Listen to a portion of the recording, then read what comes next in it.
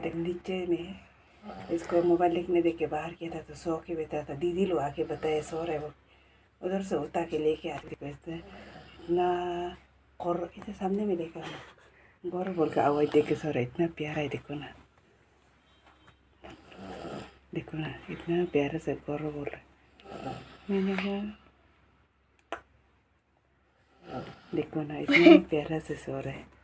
दीदी लोग भी आ गए उसको पता ही नहीं है।